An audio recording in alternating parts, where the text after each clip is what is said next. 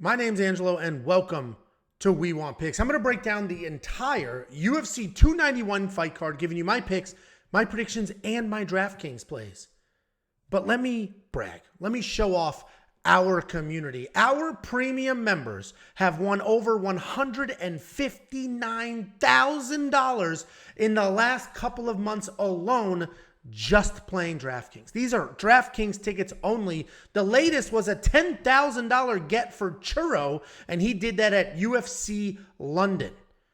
The tickets are pouring in. Everything from $1,000, $1,500, a bunch of $500 tickets to a $10,000 ticket, a $13,000 ticket, a $78,000 ticket. We have a $50,000 ticket, a couple of 20. I mean, it's absolutely incredible what our community has been able to do. And these are premium members only. These are the people paying $10.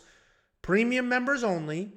And people that have gone out of their way to share the tickets. Who knows how many premium members have won money and not sent the tickets over. So if you want to be a premium member, if you want to hopefully get to where these people have gotten, just go to WeWantPicks.com, click Become a Member. It is only $10 a month.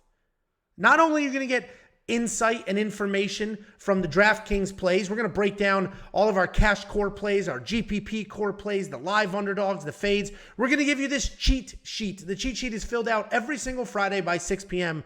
You're going to get the salary, obviously, the ownership projections, the scoring projections, and the leverage. Both the ownership and the leverage are proprietary numbers. We build those out ourselves. I literally pay somebody to come up with these numbers. These are not copy pasted from some of the bigger sites and stuff like that, which is why our ownership projections week in and week out continue to dominate. Then you come down and we rank every single fighter in every single salary group, depending on the contest you're looking for. Then you have all that information and you could use it in the optimizer. The optimizer is literally going to build lineups for you. It'll build 150 lineups for you. It'll build one lineup for you.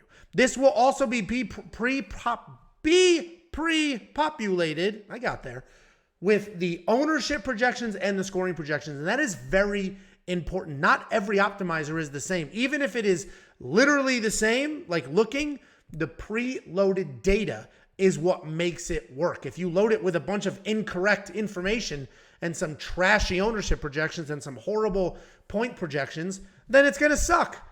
But because we have some of the best projections in the game, our optimizer has absolutely been killing it. And if you don't believe me, reach out to any of these people and any of these tickets, and you can see very clearly from Churro, $10,000 at UFC London. This is the first contest I've ever won in my life. Almost changed my picks at the last second, but I held strong. Thank you, Angelo. Thank you, Jacob. We appreciate our community, and you should join that. WeWantPicks.com. Click Become a Member at the top of the page. It's only $10 a month. That's 4 events, not one event. $10 a month, WeWantPicks.com. That's enough of the sales pitch. Let's break down this card. Only 12 fights. This is an interesting card because I could make a valid argument for every single underdog on this card. Every single underdog, I can make a legitimate argument that they could win. There's only 2 people in this card that I'm very confident in, and even they could lose, and if they did lose, I wouldn't be shocked. But let's go ahead and break this down. Opening up the card, they do have Miranda Maverick taking on Priscila Cachoeira. This is short notice. Miranda Maverick got worked in her last fight. We knew she would. Jacob and I were on the Jasmine Jasudavicius side. We bet on her. We picked her. We broke her down. We knew Miranda Maverick would lose that fight, and that's because Miranda Maverick needs to be the one coming forward. She needs to be the one initiating takedowns. And if she can do that, if she can get her striking going, pressure forward, get the takedowns, then she can score really well and she can win those fights. Look what she did to Young. Look what she did to Mazzo. She beat Barber. That's just a bad decision. That wouldn't have scored well. That would have only been 63 points. But the reality is Miranda Maverick, when she gets her takedowns, when she gets her game going, scores really well. I do think Miranda Maverick wins this fight. If she wins this fight, she will be worth $9,400, as you can see in these 2 wins here. And in her first 2 wins in the UFC as well, 99, 110. She scores well. We wanted to cover, her $9,400 salary, and will do that. In every single win, she has done that. The Barber fight, I think she won that. Even if you flip that, that would have been the only fight where she didn't really cover her nut there. She's stepping up on short notice. She's taking on Priscila Cachoeira. Priscila Cachoeira is tricky because she hits hard, she's tough, she's strong, but she's not the better fighter here. She's definitely not more technically sound. She can get taken down somewhat easily, frankly. This win over Kim was not a win. That was a loss. It was just a bad decision, frankly. And the reality is that Priscila Cachoeira can be dangerous. Look, she knocked out Dobson, knocked out Mazzani. Those fighters are not Miranda Maverick's level, in my opinion.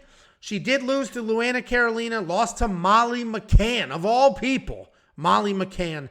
And I think Miranda Maverick can come forward, get the takedowns, and just grind out probably a boring wet blanket win. Obviously, Priscila hits hard, but Miranda's not soft. Miranda's not the type of fighter you're just going to get out of there with a couple of punches. That's not who she is.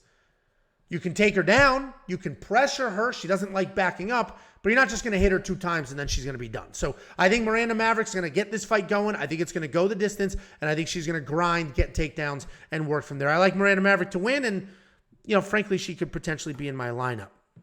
Matt Semelsberger, Uros Medic. Matt Semelsberger, $8,600. Probably some of the best value you're going to get on this card.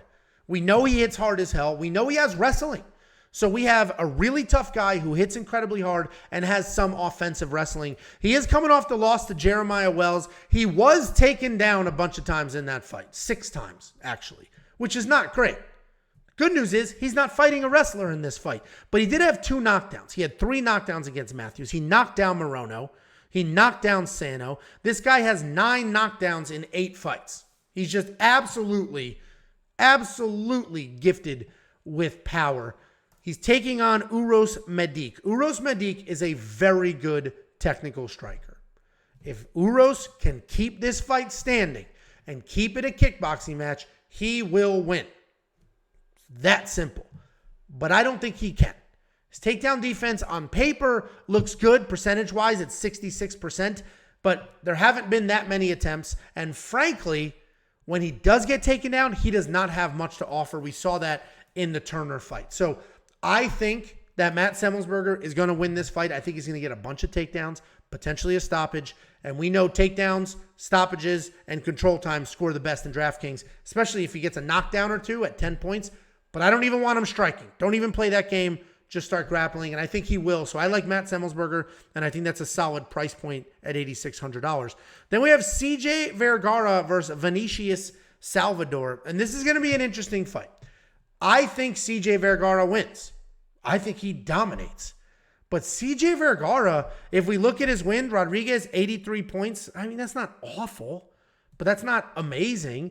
And it's because he doesn't use his wrestling as much as he should. If you watch his regional tape, he wrestles.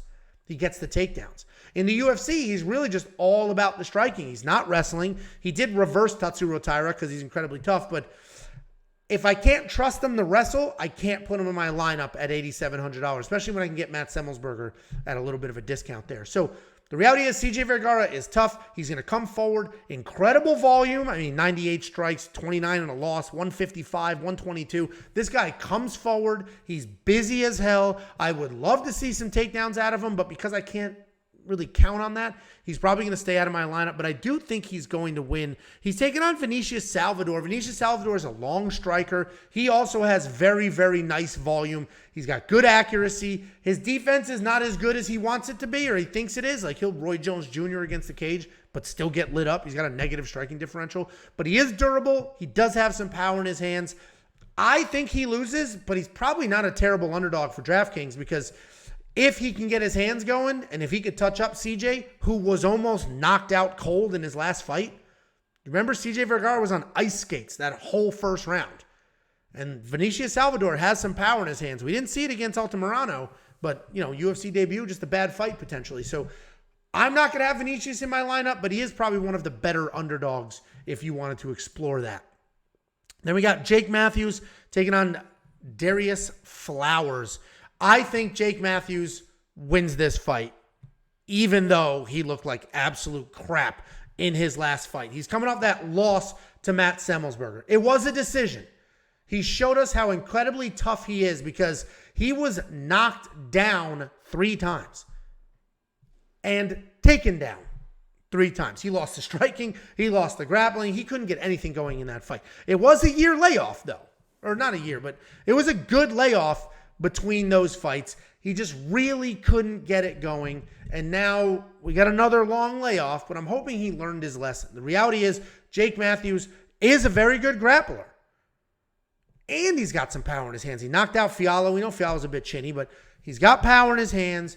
He's got some decent striking. He definitely is a very good grappler. I think Jake Matthews wins this fight. $9,300. He will probably score somewhat well if he ends up winning this fight, right? Because we probably can get some takedowns out of him, potentially a stoppage. He's taking on Darrius Flowers. Darrius Flowers is stepping up on short notice, maybe a week, less than a week, short notice. He's got 1 minute of pure hell. He will come forward, absolutely bomb, pick you up, slam you down, try to take your head off your body. And if he wins, he's going to score incredibly well because he could potentially get the quick win bonus. He's going to get a stoppage early, and he's only $6,900. He should 100% be in some of your GPP lineups, the big tournament lineups. Darrius Flowers should absolutely be in there because he could potentially get a quick early knockout. But I don't think he's going to win this fight because we just saw, while Jake Matthews looked like trash in his last fight, we saw how tough he is. He was taken down 3 times, knocked down 3 times, and he didn't quit. He does not have quit in him. So even if Darrius Flowers comes out fast, hard, gets something going, rocks Jake Matthews, I imagine Jake is going to survive, get it going. Darrius is going to fade. He fades in a full camp fight, let alone a short notice fight. So the reality is, I think Jake Matthews gets it done. Probably going to be worth it at the end of the day. But GPP lineups, big tournament lineups, you definitely need some exposure to Darrius Flowers. Then we have Roman Kopylov taking on Claudio Ribeiro. This is an interesting fight. Roman Kopylov, a very good kickboxer. He's got professional kickboxing background. He puts it together well. He's got some power. Takedown defense, it's just okay. It's just okay. The problem is when he is taken down, he doesn't have much. He does not have much. He has no answer on the ground, no real ability to work back up that we've seen from him. But if you want to strike with this guy, he will beat 90% of the people who strike with him. He is that good of a striker. He's coming off that win over Punahele Soriano, smoked him. Di Chirico, fine, good win. But his first 2 UFC fights, these losses are rough. This is where we saw, he can't grapple. And that is the concern here. The good news is Claudio Ribeiro is not a grappler. The bad news is we just watched him grapple. Claudio Ribeiro wants to be a striker. He's a very good kickboxer. He's going to come forward. He's got powerful striking. He's just going to bomb with both hands, march forward, and try to get you out of there. He almost has no regard for what comes back his way. Because of that, I think Roman's going to win this fight. The $9,000 may end up being worth it. But the thing that does concern me is Claudio Ribeiro was grappling against Joseph Holmes. He was smoking Joseph Holmes, lighting him up on his feet, absolutely getting it done. Absolutely getting it done. And he still chose to grapple. Made no sense. And why that worries me is he going to try to grapple Roman Kopylov? Is he going to try to get his grappling going there? Because if he does, he could probably have some success. But we saw Claudio get lit up, put out by Abdul Razak Al Hassan. I think Roman Kopylov could do the same. At that price point, $9,000 potentially could be worth it in at least one of your lineups. Then we have Derrick Lewis versus Marcos Rogerio de Lima. This is exactly what you think it is. This is every Derrick Lewis fight. Marcos Rogerio de Lima is the much better fighter. He's literally better everywhere except just raw beast power.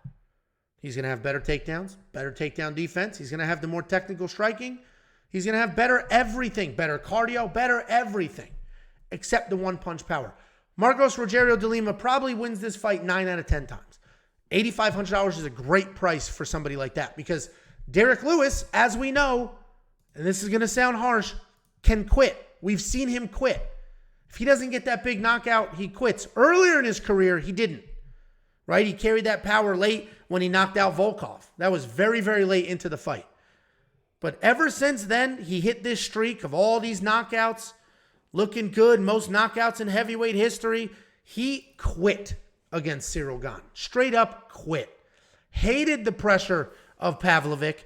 couldn't handle the grappling of Spivak.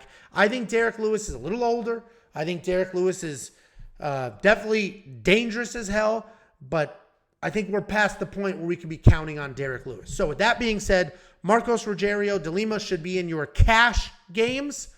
Derrick Lewis, throw him in a couple of your GPP tournaments. Because, shit, man. Most knockouts in heavyweight history. How could you not? Shoot your shot. He should be in at least one or, actually, far more than one of those lineups. Use the optimizer, build 150, have some exposure to Derrick Lewis for sure. But in your cash games, your 50-50s, your double up, your single entries, no Derrick Lewis. Absolutely no Derrick Lewis. Gabriel Bonfim versus Trevin Giles. Gabriel Bonfim is my second most confident pick on this entire card. Maybe third, depending on what you want to do with Marcos. The problem is, people have scared me away from betting on him in this fight. So Gabriel Bonfim has some high-level boxing experience, so he's got great hands. Has very good jiu-jitsu. Has very good takedowns. And he uses all of them. He actually uses his jiu-jitsu and his takedowns a lot, which I love. I want to see the grappling. I love that. The problem is, this is at elevation. We only have one fight out of him. So we don't necessarily know what it's going to look like. He has gotten in the deep waters before. The guy's got 14 wins. It's not like he's fought nobody. But it does concern me a little bit because of the elevation and because of the fact that he's fighting Trevin Giles. Trevin Giles is not like a top 10 guy, nor should he be. But Trevin Giles has an incredible jab. He's insanely athletic, and we know he's in shape. Trevin Giles is exactly the type of guy that could rain on a parade. All he's really going to do is come out here, pump the jab, pump the jab, pump the jab, pump the jab. And if Bonfim's face bleeds, he's going to bleed, and the judges are going to absolutely hate that his face is bleeding, and Trevin Giles is going to win a super close decision like he just did against Preston Parsons. And now let's back up. I don't think any of that will happen. That was a seed that was put into my head, that worried me, that kept Gabriel Bonfim out of the safety parlay. I think Gabriel Bonfim is literally better everywhere. Trevin's going to have the much better straight-up jab, but Gabriel's going to have the cleaner overall striking game. Gabriel's going to have more power. Gabriel's going to have really good takedowns. Trevin Giles has very good takedown defense. But I think Gabriel Bonfim is that good. Don't let his brother losing scare you. I think Gabriel Bonfim wins this fight, and I think he can be in your lineup. I think $9,200 is probably pretty appropriate, and I think he'll score really, really well. Kevin Holland versus Michael Chiesa. This is another interesting fight. Kevin Holland, as we know, is a very clean, accurate striker. He's super long. He uses his range well. He will touch you up. He's got power, and he's got accuracy, and he's fast as shit. He also has very good jiu-jitsu. He can snatch things up. He submitted Tim Means after getting taken down, which was fantastic to see. We know he's got good submissions. What he doesn't have is any takedown defense. His takedown defense absolutely sucks. We saw a glimmer of hope against Chimaev. Just a glimmer of hope. Obviously, Chimaev got him down, submitted him all in the first round. But we did see a glimmer of hope where he defended. He had a scramble. He defended the first attempt there, circled out. He eventually was taken down, but Chimaev's a beast, and that was at 185. This is 170. I think Kevin Holland wins this fight. His striking is too good. It's too accurate. He's too fast, and I think he wins this fight. But he is fighting Michael Chiesa, and Michael Chiesa is a grappler, an incredibly one-dimensional grappler. His striking stats are almost non-existent. He throws like no punches whatsoever, and it's just grapple, grapple, grapple, grapple, grapple. That's all he wants to do. That is concerning here because Michael Chiesa absolutely can wet blanket his way to a decision. He can get the takedowns, lay on top of them, do absolutely nothing. I think that's not going to happen. I think Kevin Holland is going to win the striking. I also don't think he's going to put out Michael Chiesa. I mean, Michael Chiesa is tough. What, Joe Lozon TKO'd him on the ground in 2014? 2014, I don't see Kevin Holland catching him in a submission. I see Kevin Holland sort of lighting him up, beating him on the feet, and going from there. I'm probably going to fade Kevin Holland. I do think Michael Chiesa is a very live underdog. I may throw him in my lineup, which is always tricky because I have a bet on Kevin Holland to win this fight, but building DraftKings lineups, you need underdogs, and you need them that score well. Michael Chiesa might be one of these guys. I mean, 4 takedowns against Neil Magny, 101 points. It could be this exact fight. Obviously, that was 5 rounds instead of 3, but it could be that fight.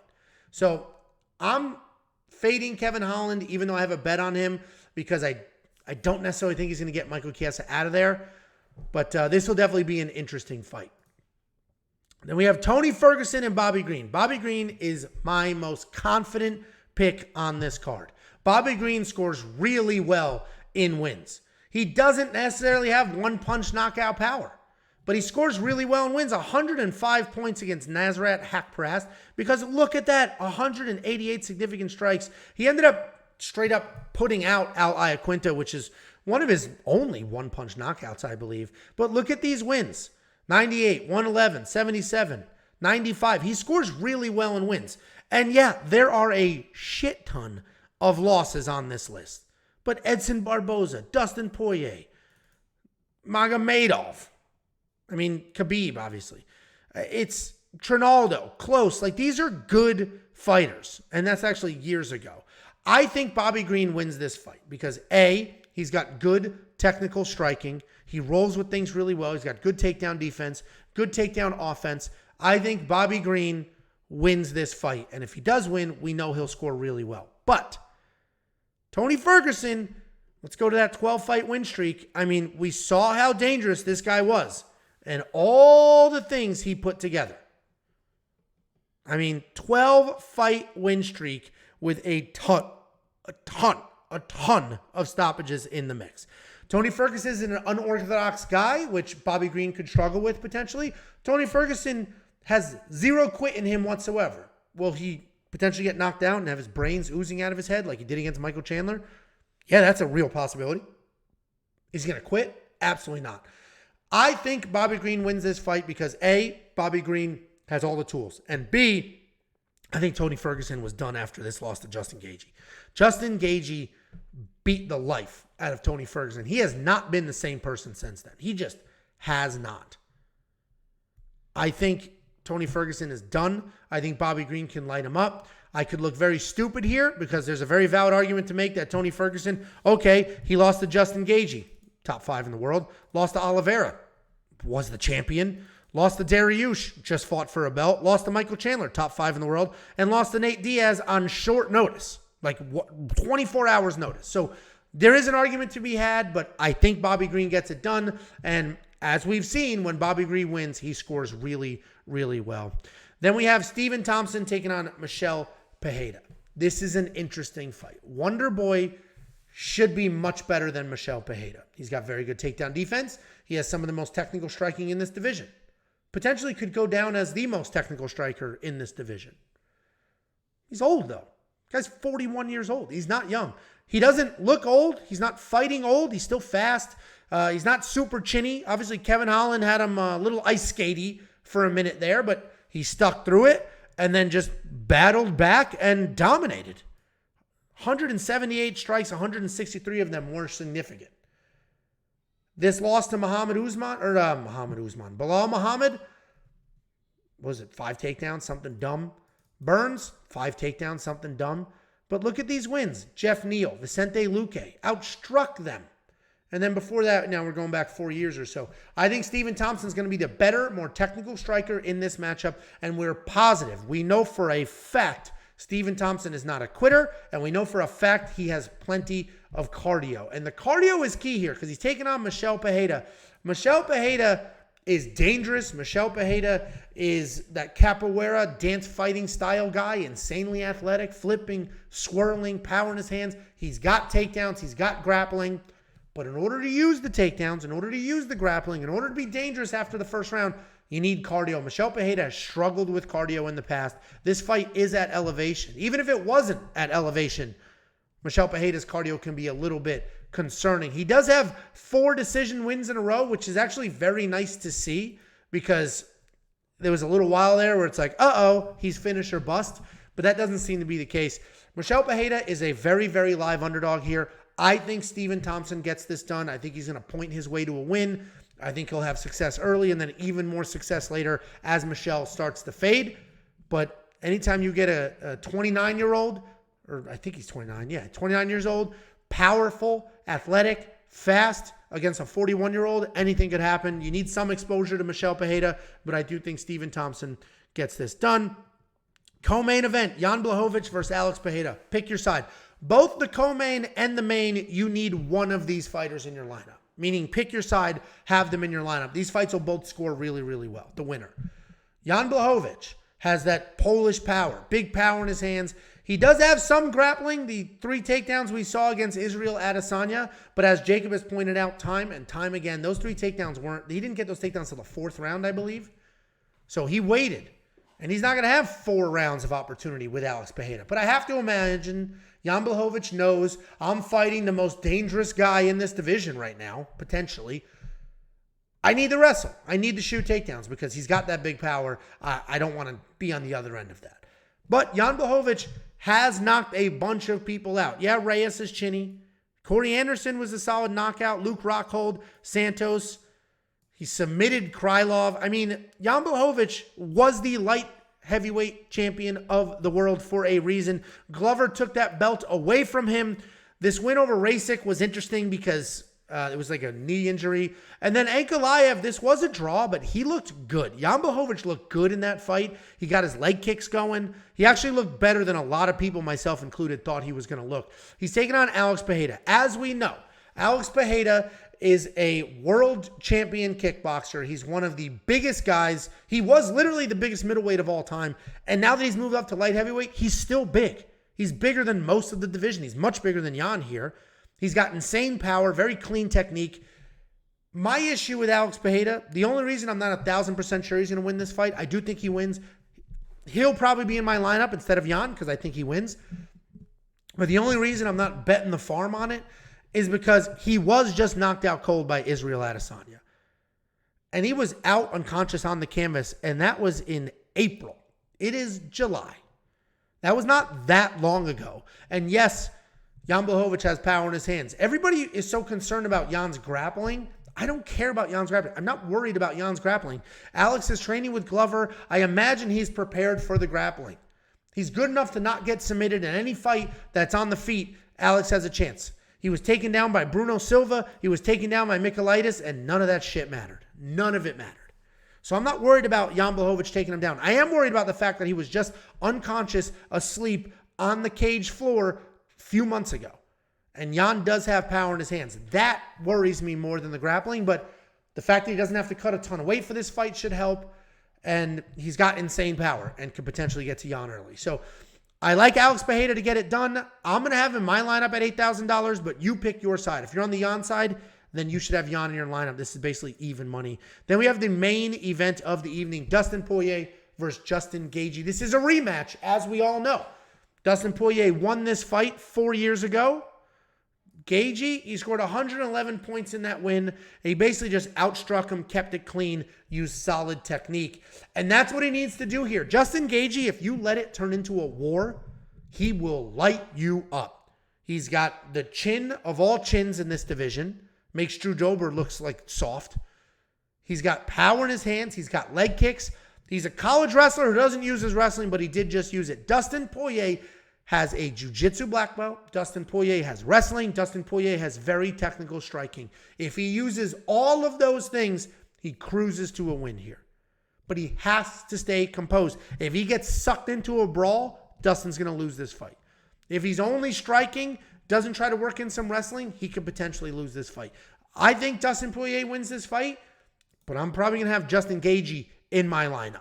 Because Justin Gaethje is the discount at $7,900. And what he just did with Fiziev was incredibly impressive. First of all, it was very clear in that fight Justin was not the better fighter. Very, very clear in that fight. Justin is not the better fighter in this matchup. Fiziev was clearly the better fighter. But Justin has this ability to suck you into his game. He has this ability to turn you into a brawler. Fiziev's the most technical striker in the division. Literally, the Tiger Muay Thai striking coach was one of the best striking gyms on planet Earth. This guy was the coach. And Justin still got him to throw his technique out the window and turn it into a brawl. He had Fiziev swinging hard. And Justin kept the leg kicks going, stayed in his face, kept working forward, got a cut going. Justin's got that never say die in him. He's the discount at $7,900. I think Dustin wins this fight, but there's so many caveats. He's got to keep it technical. He's got to work in takedowns. Justin doesn't have to do any of those things. In order for Justin to win, he just has to keep marching forward and bombing away. That's how Justin wins. Keep this dirty. And that's how he wins. If he wants to work in wrestling, great. His very first takedown ever in the UFC. He got it against Fiziev or Fiziev, however you want to pronounce it. This guy's a college wrestler. So Justin's going to be in my lineup. Pick your side, both the main and co-main. You need one person from each of those fights in your lineup. Guys, it's $10 a month. Just become a premium member. Look at what our premium members have done over the last couple of months. This isn't 2 years worth of tickets. It's not even 6 months worth of tickets. If I went back 6 months, I would have another $62,000 ticket to throw in here from Joe Todoro. But I'm just keeping it the last couple of months. It's like 8 and 9 events, something like that. It is insane, the success that our premium members have had. It is not an accident. Even if you don't think my insight is any good, which fine, that's your opinion. The insight on this page, the DraftKings analysis, I'm not the one writing this. We have somebody much better at DraftKings putting together these plays, this information. And then at the end of the day, if you don't want anybody's insight and you're the smartest person that's ever lived, use the optimizer. Use the optimizer. It's preloaded with the best ownership projections in the game. Use that. Build your lineups. It's just a tool, and it's only $10 a month for everything I have mentioned and everything I have not mentioned, including FanDuel. Everything you get for DraftKings, you're going to get that for FanDuel as well. WeWantPicks.com. Click Become a Member. It is only $10 a month.